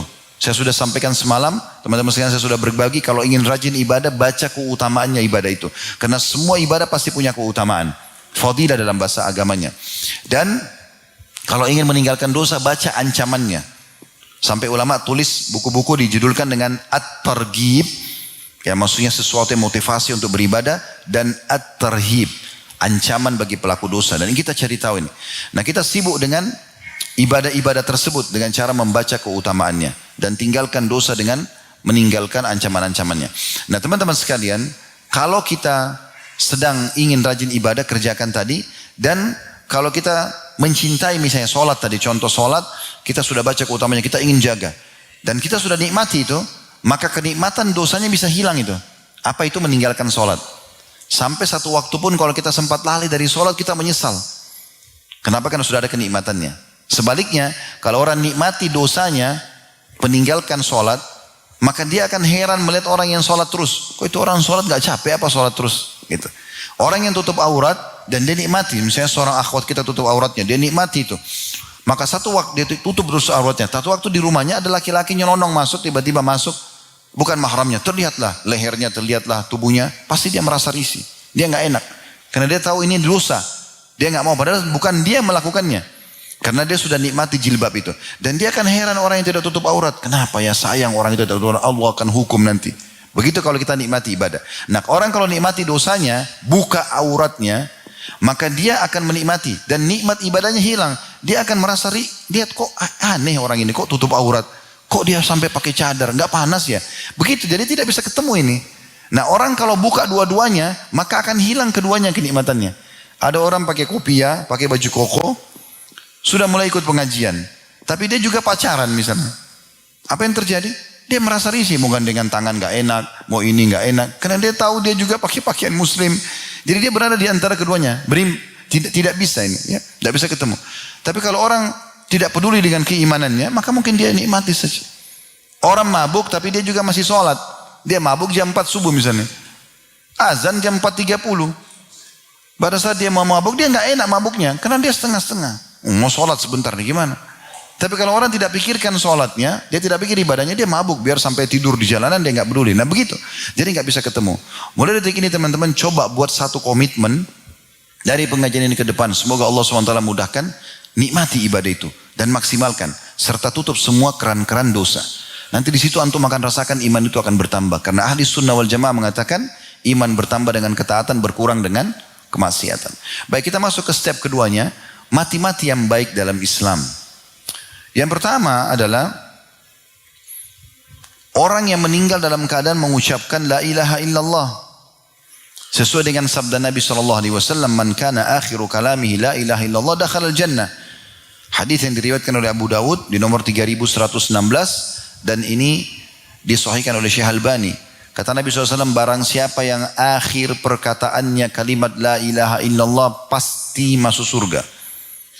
Baik, mungkin anda ada yang mengatakan, kalau begitu gampang. Udah nanti pada saat mau mati bilang la ilaha illallah. Pertanyaan sederhana, sempat gak antum ucapin? Apa jaminannya kita bisa ucapin? Dan ulama hadis merincikan masalah ini. Mereka mengatakan, orang yang Allah tutup dengan kalimat la ilaha illallah di lisannya di akhir hidupnya, orang yang memang mengamalkan dan mengimani kalimat itu selama hidup. Gak bisa ahli maksiat ucap itu, gak bisa. Lidahnya tertahan. Gak mungkin. Jadi kalau selama hidup kita selalu ucapkan zikir ini, kita fahami maknanya, artinya la ma'budu bihaqqin illallah, tidak ada Tuhan yang berhak disembah kecuali Allah, kita betul-betul mentauhidkan tidak ada kesyirikan, nah baru Allah tutup dengan itu. Kalau enggak bisa. Ya, jadi ini bukan main-main ini, bukan mainan untuk bisa dipermainkan gitu. Yang kedua adalah seseorang yang selalu berharap agar mati syahid. Agar mati syahid, ya. Dan ini sebuah hal yang baik sekali. Karena kata Nabi SAW dalam sebuah hadis yang sahih, man talaba syahadata bisidq ballagahu Allah manazil syuhada wa in mata ala firashi. Siapa yang betul-betul tulus berharap mati syahid, mati yang terbaik ya dalam Islam, maka Allah akan berikan dia kedudukan orang yang mati syahid walaupun mati di atas ranjangnya. Jadi selalu baca keutamaan orang mati syahid, gitu kan? Dan orang mati syahid ini banyak ya, bukan cuma mati di medan perang. Dengarkan hadisnya. Hadis yang pertama riwayat Bukhari dan Muslim. Kata Nabi SAW, asyuhada'u khamsatun. Orang yang mati syahid ada 5. Beliau mengatakan, al-mat'un. Ya. Orang yang kena wabah, taun. Kalau terjemahan di kamus-kamus saya lihat itu wabah pes. Tapi sekarang setelah masa corona kemarin, ulama mengeluarkan fatwa bahwasanya masuk umumnya wabah. Makanya orang yang meninggal corona kemarin dianggap juga begitu. Ya. Kemudian yang kedua, wal mabtun. Yaitu orang yang meninggal karena menderita sakit di perutnya. Sakit apa saja. Yang penting penyakit perut. Itu juga mati syahid. Kemudian yang ketiga, wal gharik. Dan orang yang mati tenggelam. Yang keempat, wasahibul hadmi. Dan orang yang tertimpa reruntuhan bangunan. Kemudian yang kelima, wasyahidu fi sabilillah, yaitu orang yang mati syahid di jalan Allah. Dalam hadis yang lain, hadis ini diriwayatkan Ahmad dan juga hadis ini dinilai sahih berdasarkan syarat Imam Muslim. Abdullah bin Bushr radhiyallahu anhu berkata bahwasanya Rasulullah SAW bersabda, al-qatilu fi sabilillah.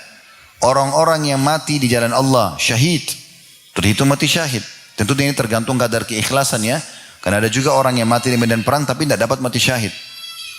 Kata para ulama, ini Allah pilih siapa yang paling tulus hatinya ingin mati baru Allah kasih. Dan subhanallah, syuhada di medan perang ini dihitung lebih sedikit daripada orang yang hidup. Perang Badar ada 314 sahabat, yang mati syahid 60. Enggak semua mati syahid. Padahal sudah jelas-jelas kalau zaman sekarang kan masih jarak jauh orang nembak. Kalau zaman dulu pedang sama pedang. Tombak bisa dilempar setiap saat, anak panah bisa dilemparkan setiap saat kepada kita. Tapi cuma 60 yang mati. Di perang Uhud ada 700 sahabat, yang meninggal 70 orang. Di perang Khandaq enggak ada sahabat yang mati. Di perang Khaybar juga dihitung jari sahabat yang mati. Dihitung jari. Tidak disebutkan berapa pas jumlahnya, tapi ada beberapa orang yang disebutkan meninggal pada saat itu. Di antaranya ada satu orang dari suku Badui yang baru masuk Islam, kemudian dia syahid, dia mati. Dan Nabi SAW mengatakan, siapa yang mau lihat penghuni surga yang belum pernah sujud sekalipun, lihat orang ini. Karena baru syahadat, ikut perang lalu mati. Tapi tidak disebutkan namanya orang ini. Cuma dihitung jari, padahal perang Khaybar itu antara 1.400 pasukan muslim melawan 10.000 pasukan Yahudi. Sedikit yang mati. Begitu terus dengan peperangan-peperangan yang lain, ya. Sedikit sekali para syuhada. Jadi syuhada ini memang orang yang mati medan perang ini orang yang betul-betul tulus. Mungkin Anda bilang, Ustaz, bagaimana caranya ya orang supaya mau termotivasi mati? Ini enggak gampang ini. Mau menerima, tentu bukan kita pasrah, kita melawan, tapi pada saat musuh tusuk badan kita, musuh tembak kita, atau kita kena bom, bagaimana caranya supaya saya bisa menghadapi itu? Sederhana. Jawabannya, coba fahami teman-teman sekalian dan renung ini. Mati itu dalam Islam satu. Mati dalam Islam itu cuma satu. Ada orang mati ditabrak kereta api, kepalanya hancur. Ada orang tenggelam di lautan, habis badannya dicabit-cabit oleh ikan. Ada orang yang naik pesawat meledak. Dan ada orang mati di atas ranjang, tidak apa-apa, tidak sakit, tidak ada kena apa-apa yang menurut mata manusia tidak berbahaya bagi dia. Semua itu dalam Islam melalui satu proses. Itu saja. Yaitu sakaratil maut, pencabutan ruh oleh malaikat. Dan Nabi SAW mengatakan, kalau orang mukmin meninggal, maka malaikat maut di ubun-ubun kepalanya akan mengatakan, hai jiwa yang baik, keluarlah kepada rahmat Tuhanmu. Maka ruhnya keluar lebih mudah daripada keluarnya air dari mulut kendi. Anda lihat kendi air, kalau Anda keluarkan air dari mulutnya itu mudah sekali keluar air, begitu ruhnya orang mukmin keluar. InsyaAllah semoga kita termasuk ini. Dan orang kafir maka akan sulit keluar, karena malaikat maut mengatakan, hai jiwa yang busuk, keluarlah pada murka Tuhanmu. Maka ruhnya berserakan di tubuhnya, enggak mau keluar. Lalu Nabi SAW menggambarkan, lalu malaikat maut mencabut dengan keras, ibaratnya seperti bulu domba yang dibasahkan, lalu dililitkan di pohon berduri dan ditarik dengan keras sehingga berantakanlah bulu domba itu. Itu saja. Jadi orang yang ditabrak kereta api enggak lagi bilang, aduh kepala saya sakit, enggak ada. Dia cuma lihat malaikat maut cabut ruhnya, jasadnya dia enggak pikir lagi. Orang yang ditusuk musuh, orang yang ditebas lehernya, orang yang meledak di atas pesawat, tidak lagi lihat itu. Itu cara memahaminya. Jadi jangan lihat prosesinya. Makanya para sahabat kenapa mereka termotivasi untuk perang? Karena mereka tahu, mereka pada saat ditusuk musuh ajal datang tidak akan sakit lagi. Seperti itu. Maka orang yang mati syahid ini kedudukannya paling tinggi, mati di medan perang. Tentu ini dengan syarat-syarat dan rukun yang benar ya. Bukan seperti sebagian orang sekarang mengatasnamakan jihad lalu bom sana sini. Ini enggak benar, ini enggak ada dalam Islam. Semua ulama muslim pasti membantah masalah itu. Ya, karena namanya bom bunuh diri. Sekarang bom dirinya lalu dia mati syahid. Orang pun kalau masuk medan perang menghadapi musuh, dia kena bom mati itu baru mati syahid. Itu pun tergantung dari keikhlasan dia. Kemudian yang kedua, dalam hadis Abdullah bin Bushr ini, selain al-qatilu fisabilillah syahid, orang yang berperang di jalan Allah terbunuh mati syahid. Wal mat'unu syahid, orang yang kena wabah taun atau wabah secara umum adalah syahid. Wal mabtunu syahid, orang yang mati kena penyakit perut juga syahid. Wa man mata fisabilillah fahuwa syahid. Dan barang siapa yang mati sementara dia sedang berada di jalan Allah, seperti menuntut ilmu, mencari rezeki yang halal, ya. Pokoknya dia di jalan benar gitu ya. Silaturahim keluarga, maka ini insyaallah mudah-mudahan masih dianggap mati syahid. Riwayat yang lain, Jabir bin Atiq radhiyallahu anhu mengatakan, dan hadis ini diriwayatkan oleh Abu Daud, dan juga hadis ini ya, disahihkan ya, oleh para ulama hadis. Kata Nabi SAW, asyhadatu sab'un siwal qatli fisabilillah. Mati syahid ada 7 selain mati di medan perang. Berarti ada tambahannya. Kalau tadi kan disebutkan ada 5, ini ada 7. Kalau tadi pun 5 itu sudah masuk mati syahid di medan perang. Kalau ini Nabi SAW tambahkan lagi. Ini karunia yang luar biasa untuk kita. Kata Nabi SAW, mati syahid itu ada 7 selain mati di medan perang. Yang pertama al-mat'un, syahid. Orang yang kena wabah, maka dia mati syahid. Wal ghariq, syahid. Orang yang tenggelam, mati syahid. Wa sahibu zatal jambi, syahid. Dan orang-orang yang kena penyakit lambung, mati, syahid. Ya. Wal mabtunu, syahid. Orang yang kena penyakit di perutnya, syahid. Jadi yang pertama adalah orang yang kena wabah, yang kedua orang tenggelam. Kalau dalam hadis ini urutannya, orang yang meninggal kena penyakit lambung. Kemudian yang keempat orang yang kena penyakit perut secara umum, apapun itu, dia juga syahid. Kemudian kata Nabi SAW, wasahibul hariq, syahid. Orang yang mati kebakaran, syahid. Kemudian walladhi yamutu tahtal hadmi, syahid. Orang yang meninggal dalam kondisi kena reruntuhan bangunan, syahid. Wal mar'atu tamutu bijum'in, syahid. Dan wanita pun yang meninggal dalam kondisi bayi di perutnya atau prosesi melahirkan, syahid. Nah, di sini ada tambahan wanita, ya. Beberapa waktu lalu subhanallah sempat terjadi di Masjid Haram, ya. Itu kejadian yang luar biasa itu. Kalau antum sempat lihat yang runtuhan Masjid Haram jatuh. Itu secara struktur dan itu disampaikan juga oleh para arsitek pada saat itu, kayaknya itu nggak mungkin terjadi. Bangunan sekokoh itu secara hitung-hitungan manusia nggak mungkin rubuh, dijatuhin pun alat berat itu tidak mungkin separah itu. Subhanallah, ditemukan pada saat dibersihkan ada orang meninggal lagi sujud, ada yang pegang Quran dalam kondisi dia ditimpa tuh mati, Quran masih di tangannya. Ya. Ada yang lagi pakai baju ihram dan segala macam. Maka subhanallah saya mengatakan maha suci Allah yang telah memilih siapa yang mati syahid. Mungkin ada di antara mereka yang minta supaya mati di situ. Allah datangkan ini dan Allah pilih. Subhanallah. Kemudian dalam riwayat yang lain disebutkan oleh Ibnu Ambari, "Lianna Allah Ta'ala wa malaikatahu alaihimus salam yashhaduna lahu bil jannah, fa makna syahid mashhud lahu." Bisa juga makna syahid tidak harus mati di jalan Allah, tapi siapapun yang Allah Ta'ala dan para malaikatnya menyaksikan orang tersebut dengan surga, dapat jaminan surga, maka makna syahid masuk di dalamnya. Ini diambil daripada syarah Sahih Muslim. Baik, ini yang kedua dari mati syahid, ya. Berharap agar mati syahid. Berdoa kepada Allah agar ditutup dengan hidupnya. Dengan cara apa terserah, itu terserah Allah. Gitu kan? Tapi kita minta tulus supaya Allah jangan saya mati biasa. Matikan saya dalam kondisi syahid. Dan siapa yang berharap itu tulus dari hatinya, nanti Allah yang pilihkan, maka dia akan mendapatkan derajat nanti di akhirat orang yang mati syahid, walaupun dia mati di atas ranjangnya. Misal antum mati bukan kena perang, antum mati bukan kena kebakaran, bukan kena tenggelam, bukan kena reruntuhan, bukan kena wanita yang melahirkan. Tapi kita mati dasarnya cuma dalam hati ini berharap kalau Allah bisa matikan syahid, maka Allah akan kasih. Ya. Ulama menanggapi tentang harapan Khalid bin Walid radhiyallahu anhu. Sahabat ini dari dulu berharap mati syahid sampai dikatakan dalam gambaran tubuh beliau tidak tersisa tempat kecuali ada sabetan pedang atau bekas anak panah atau tusukan tombak. Penuh badannya beliau dengan luka. Karena perang terus hidupnya. Walaupun menang terus dalam peperangan. Terakhir beliau meninggal dalam kondisi di atas ranjang. Tidak mati. Tapi kata para ulama, karena Khalid bin Walid ini berharap sekali mati syahid, Allah memberikan kepada dia. Karena niatnya yang tulus. Ya.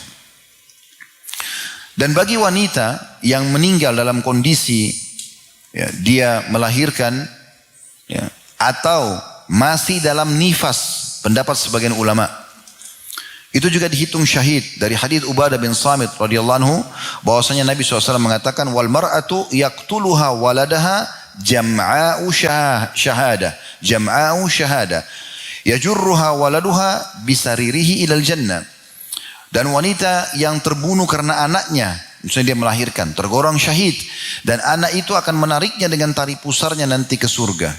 Hadis ini disahihkan atau disebutkan oleh Syekh Albani dan beliau sahihkan dalam kitabnya Ahkamul Janaiz. Ya. Kemudian yang perlu digarisbawahi dari jenis-jenis orang yang mati syahid ini teman-teman sekalian, ulama merincikan mengatakan, kalau keutamaan dunia, nilai mati syahid semua dapat. Maksudnya mereka mati baik, husnul khatimah. Tapi keutamaan akhirat, maka enggak didapatkan kecuali orang yang mati di medan perang. Seperti misalnya orang yang pada saat meninggal, ya, pada saat meninggal, itu teman-teman sekalian, orang-orang yang mati syahid itu kalau meninggal, kalau di medan perang ya, tidak dimandikan lagi, tidak dikafani. Makanya para syuhada di Badar, di Uhud, Nabi SAW langsung suruh kuburkan dengan baju mereka. Tapi orang yang mati tenggelam, orang kalau ditemukan jenazahnya, perempuan yang mati melahirkan tadi, ya, orang yang mati karena penyakit lambung, penyakit perut, semua ini tetap dimandikan seperti umumnya orang. Jadi beda dengan orang yang mati di medan perang, ya. Kemudian juga orang di akhirat nanti, orang yang mati syahid itu mereka akan memberikan 70 syafaat keluarganya. Nah ini untuk orang mati syahid di medan perang. Kalau orang yang mati syahid yang lain bisa memberikan tapi tidak sebanyak ini, tidak seperti orang mati syahid di medan perang. Kemudian juga orang yang mati syahid nanti kata Nabi SAW begitu dia dibangkitkan maka akan keluar dari tempat yang berdarah dari tubuhnya itu bau yang lebih wangi dari bau kasturi. Dengan nah itu semua akan didapatkan khusus untuk orang-orang yang mati di medan perang. Jadi berbeda secara penilaian nanti tapi mereka husnul khatimah semua.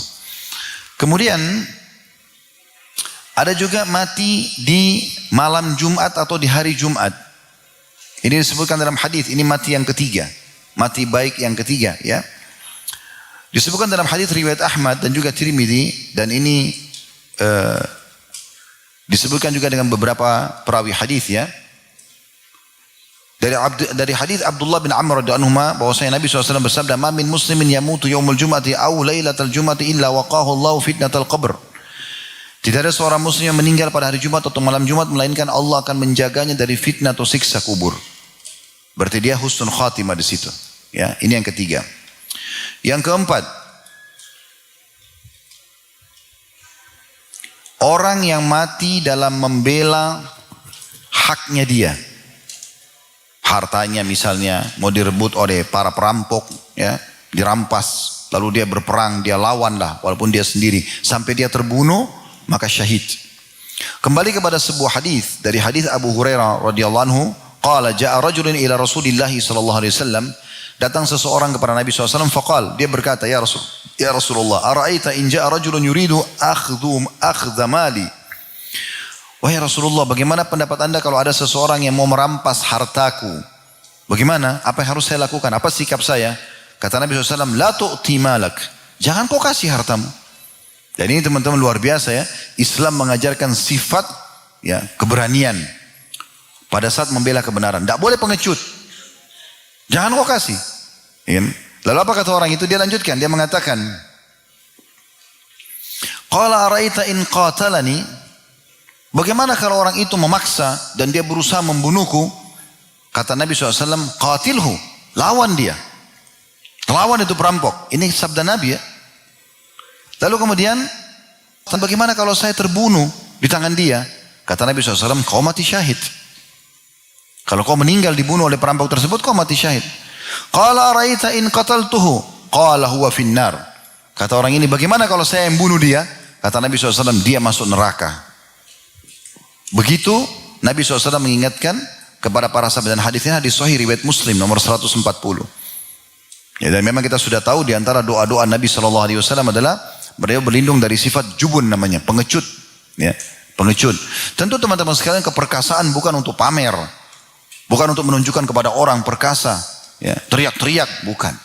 Justru kalau antum melihat ada orang sangat tenang, tidak emosional, nah itu orang yang perkasa sebenarnya.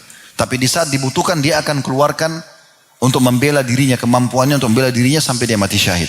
Itu yang kata Nabi SAW dalam hadis yang sahih, laisa sur'atu bil ghadab. Bukan keperkasaan, kejantanan, ya.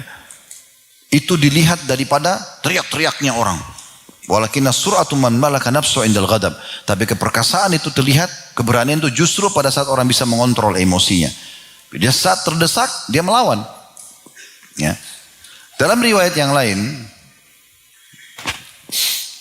bahwasanya ada seseorang juga datang kepada Nabi SAW. Qala ja'a rajulun ila Nabi SAW faqala ar-rajulu ya'tini fayuridu ilai fayuridu mali. Ini sebenarnya hadis diriwayatkan oleh Qabus bin Mukharik ya, dari bapaknya dari ayahnya. Dia mengatakan, aku mendengarkan Sufyan Tsauri menyebutkan hadis ini.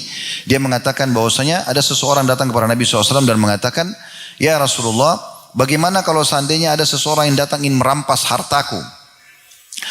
Qala zakirhu billah.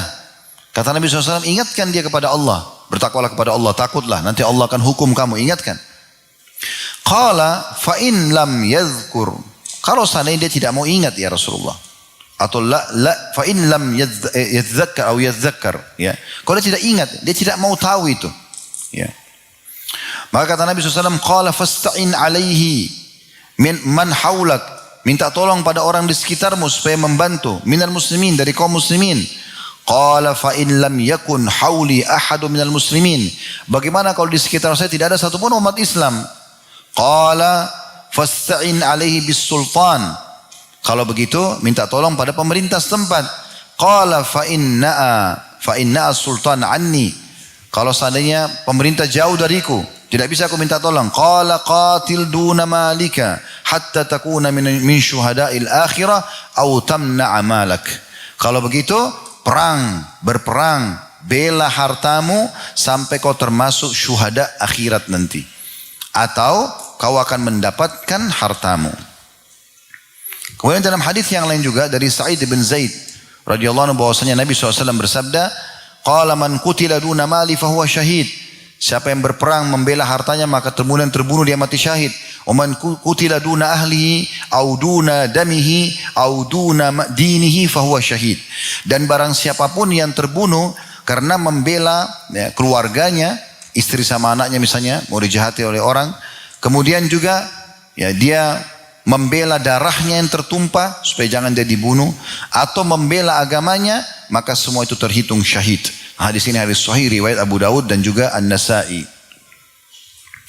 Kemudian juga termasuk dalam masalah ini adalah meninggal dalam keadaan ribat. Ya.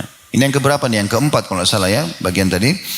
Orang yang meninggal dalam keadaan ribat. Apa tuh ribat teman-teman? Mengikat diri di perbatasan peperangan antara muslimin sama orang non-muslim. Ya terutama kalau wilayah-wilayah yang sedang dijajah oleh musuh ya. Kayak kita dulu di Indonesia waktu masih dijajah oleh Belanda, dijajah oleh Jepang, itu luar biasa masa niat ribatnya itu. Ya. Nah seperti teman-teman kita sekarang di Palestina dijajah oleh Yahudi. Nah itu masa-masa ribat gitu. Saya bertemu dengan beberapa teman-teman dari Palestina, saya tanya, ada yang dari Saudi datang, ada yang dari beberapa negara. Dia bilang, saya pernah tinggal di Saudi, saya pernah tinggal di sini dan situ. Terus saya tanya, kenapa kembali ke sini? Kan di sini tidak aman. Dijajah oleh dia. Dia bilang, saya mau ribat. Maksudnya saya mau coba mengikat diri di sini. Karena ribat itu, kata Nabi SAW dalam hadis ya, dari hadis Salman Al-Farisi radhiyallahu anhu supaya tahu kenapa keutamanya mereka kejar. Ribatu yaumin fi sabilillah, ribatu yaumin walailah. Ya, ribatu yaumin walayla khairum min siyami syahrin wa qiyami. Ribat berjaga-jaga di perbatasan antara muslim sama orang non-muslim atau di wilayah yang sedang dijajah sehari semalam itu lebih baik daripada berpuasa sebulan dan juga sholat malam selama sebulan. Wa in mata jara alaihi amaluhu alladhi kana ya'maluhu. Dan kalau dia meninggal maka Allah akan terus gulirkan pahala amal-amal semua yang pernah dia kerjakan. Wa ujri alaihi rizquhu wa uminal fattan. Dan pasti akan mengalir juga, akan diberikan rezekinya dan juga akan terjaga dari fitnah. Hadis ini diriwayatkan Muslim. Di sini dimaksudkan adalah orang termasuk mati yang baik adalah pada saat dia mati ribat ya.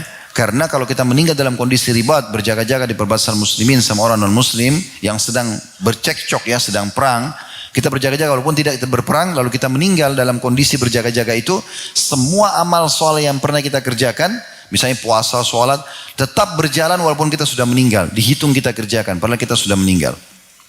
Selanjutnya, meninggal secara umum, kalau berbuat amal soleh, apa saja. Dan ini yang paling ringan tentunya. Ini termasuk husnul khatimah. Amal soleh apapun yang dikerjakan, tapi kalau sementara prosesi kita kerjakan meninggal, lagi sedekah, lagi baca Quran, lagi zikir, lagi sujud salat sunnah, pokoknya apa saja. Maka itu juga termasuk husnul khatimah. Dari hadis Hudzaifah bin Yaman radhiyallahu anhu beliau berkata bahwasanya Nabi SAW bersabda, "Man qala la ilaha illallah ibtigha wajhillah, khutima lahu biha dakhalal jannah. Barang siapa yang mengucapkan la ilaha illallah karena ikhlas mencari wajah Allah, kemudian amalnya ditutup dengannya, maka ia masuk surga. Kemudian dikatakan waman sama yauman ibtigha'a wajhillahi khutima lahu biha dakhalal jannah. Siapa yang berpuasa satu hari niat ikhlas karena Allah, kemudian dia meninggal dalam kondisi puasa, dijamin masuk surga. Waman tasaddaqa bi sadaqatin khutima lahu biha dakhalal jannah. Dan barang siapa yang lagi bersedekah kemudian ditutup hidupnya dengan sedekah, lagi prosesi sedekah, lagi transfer atau mengantarkan makanan atau minuman yang mau disedekahkan atau pakaian, kemudian dia meninggal, maka dijamin masuk surga. Hadits ini disebutkan oleh Syalban dalam Ahkam al-Janaiz dan beliau menyatakannya sahih. Ini teman-teman sekalian ya, yang dianggap mati syahid yang ke-5 atau yang ke-6 ya. Kemudian juga termasuk husnul khatimah adalah kalau banyak orang yang memujinya di saat dia meninggal, pujian orang ya. Jadi kalau teman-teman mau tahu poin ini, sekarang bayangkan diri kita di detik ini meninggal. Kira-kira menurut antum pribadi, orang akan nilai baik atau tidak? Misal pada saat kita meninggal ini, keluarga kita, istri, suami, keluarga, teman-teman sekitar kita, lingkungan kita mengatakan, si fulan mati, orangnya baik. Misal contoh. Bayangkan aja antum mati sekarang, orang akan bilang apa sih? Kalau orang akan bilang baik, berarti itu baik, itu baik. Itu husnul khatimah. Kalau orang cerita buruk, berarti su'ul khatimah. Ini kembali kepada sebuah riwayat. Dari Umar radhiyallahu anhu, beliau mengatakan, ya, atau dari awal riwayatnya, Anas bin Malik meriwayatkan radhiyallahu anhu, dia berkata, mereka pernah rame-rame para sahabat mengusung jenazah.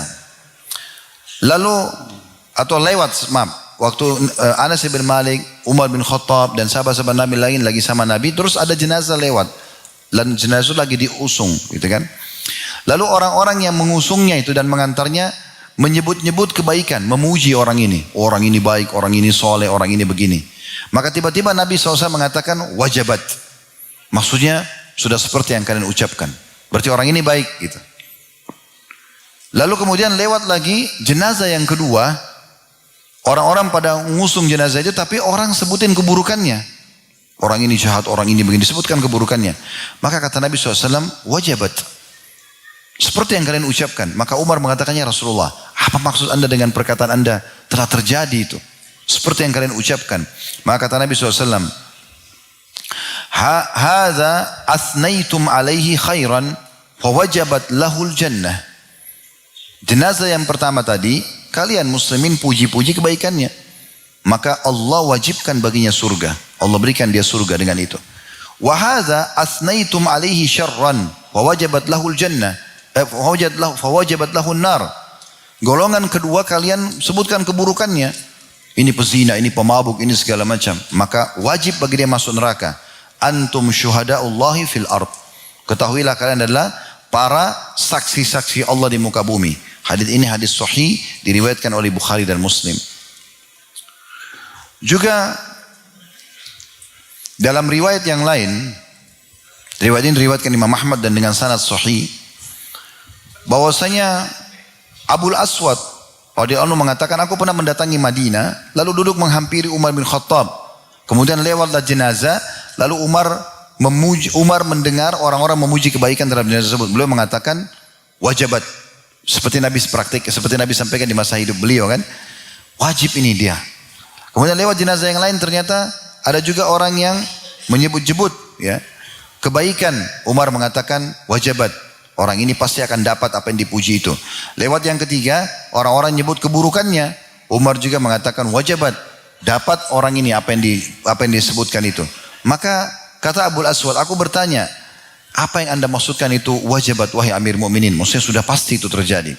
Umar mengatakan, aku mengatakan seperti yang dikatakan Nabi SAW.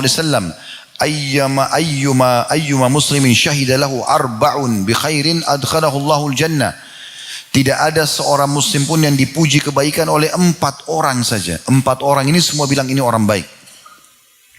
Kecuali pasti dia masuk surga. Lalu aku berkata, maksudnya Umar berkata kepada Nabi SAW, ya Rasulullah, bagaimana kalau 3? Ya, maka Nabi SAW mengatakan sama. Lalu ada yang mengatakan, ya Rasulullah, bagaimana kalau cuma 2 orang yang puji dia? Kata Nabi SAW, 2 orang juga. Kemudian kami bertanya, atau kemudian kami tidak bertanya tentang 1 orang. kata Umar. Di sini Imam Nawawi rahimahullah menjelaskan dulu supaya jelas ya. Harus gamblang kita belajar ini. Jadi makna 4 orang atau 3 orang atau 2 orang saja yang memuji dia, kata Imam Nawawi yang dimaksud adalah pujian orang-orang ya yang sudah meninggal dunia. Tapi pujian ini dari ahlul fadl dan kalangan orang-orang soleh yang punya kedudukan. Jadi bukan semua orang. Ini sekarang ini salah fahami kan? Jadi bukan sembarangan orang misalnya mengatakan kalau ini orang baik, tidak. Harus orang-orang ini memang orang-orang soleh, terkenal dekat dengan Allah. Kalau mereka yang memuji, maka berarti terjadi. Walaupun cuma 2 orang. Saya ada seorang ulama mengatakan, oh si fulan meninggal, itu orang baik tuh. Nah ini masuk dalam masalah ini. Bukan pujian sembarangan orang. Nah ini Imam Nawawi memberikan batasannya. Nah ini teman-teman sekalian, gambaran kita tentang masalah mati-mati yang baik. Tentu ada juga bahasan tentang su'ul khatimah, tapi saya tidak bahas itu. Karena kita tidak ingin su'ul khatimah dan tidak perlu. Ya, teman-teman kalau ingin mendapatkan apa yang Allah janjikan, cukup sibukkan diri dengan amal soleh. Habiskan energi dan waktu, harta untuk itu. Tidak usah sibukkan diri meninggalkan dosa, nggak usah. Dosa itu akan kita tinggalkan kalau kita sibuk dengan amal soleh. Husnul khatimah akan didapatkan dan jauh dari su'ul khatimah kalau kita fokus dengan husnul khatimah. Oleh karena itu kita tidak perlu mengetahui oh su'ul khatimah, ya sudah orang meninggal dalam maksiat itu su'ul khatimah. Tapi kita tidak perlu bahas. Gak perlu juga contoh-contohnya Fir'aun, Haman dan segala macam. Karena itu tidak kita perlukan. Yang kita perlukan bagaimana kita termotivasi untuk menjadi orang yang meninggal husnul khatimah. Dan semoga Allah SWT kabulkan, tentu kita termasuk semua yang hadir di sini insyaAllah tertutup dengan husnul khatimah. Allahumma amin. Alhamdulillah. Kurang lebih 2 jam kita mengisi. Semoga Allah SWT menjadikan ini sebagai tambahan amal saleh buat kita. Dan juga Allah jadikan ini sebagai ilmu yang bermanfaat, dan juga semoga Allah Subhanahu wa taala menyatukan kita semua di surga firdausnya tanpa hisab, disatukan dalam majlis ilmu yang mulia ini. Dan kalau ada benar pasti dari Allah, pada salah dari saya mohon dimaafkan. Sebelum kafaratul majlis saya mengajak lagi teman-teman untuk bertemu di pertemuan kita yang ketiga insyaallah yang terakhir nanti malam. Semoga Allah berkahi dan mudahkan dengan judul Sebelum Menyesal. Dan insya Allah ini akan ada kaitannya dengan bahasan kita dari tadi malam, pagi ini, dengan yang nanti malam insya Allah. Subhanakallahumma bihamdika, asyhadu an la ilaha illa anta astaghfiruka wa atubu ilaik. Wassalamualaikum warahmatullahi wabarakatuh.